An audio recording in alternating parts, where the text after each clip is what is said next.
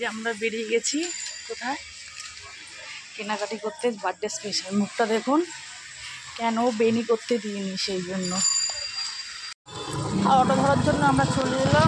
তো নমস্কার বন্ধুরা, আজকের ব্লগটা আমি এখান থেকে শুরু করছি। আজকে চলে গিয়েছিলাম হচ্ছে বার্থডের জন্য কেনাকাটি করতে। তারপরে আমরা অটোতে বসে পড়লাম। অটোতে বসে পড়ার পর যা গরম লাগছিল, মানে কি বলবো। আর আমার বড় মেয়ের মুডটা তো ভালোই ছিল না, কারণ হচ্ছে সে বেনি। তারপরে এই ড্রেসগুলো ওকে পছন্দ করাচ্ছি, ও বলছে না আমার এইটা পছন্দ না।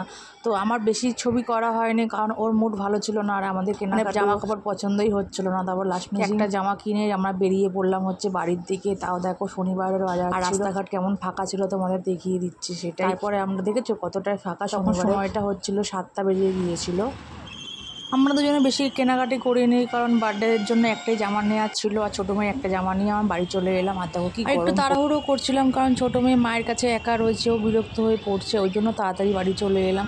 তাও বাড়িতে আসার বাজারের সামনে একটু দাঁড়ালাম হচ্ছে মায়ের কিছু ক্লিপ কেনার। আর সেদিন কিন্তু সারাদিন প্রায় বৃষ্টি হচ্ছিল, কিন্তু যখন শপিং করতে বেরাবো তখন কিন্তু বৃষ্টিটা কমে গিয়েছিল।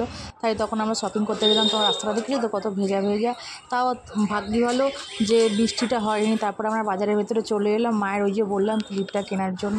তো ক্লিপটা কিনে নিয়ে আমি আবার চলে গেলাম বাড়িতে। ভালো হতো,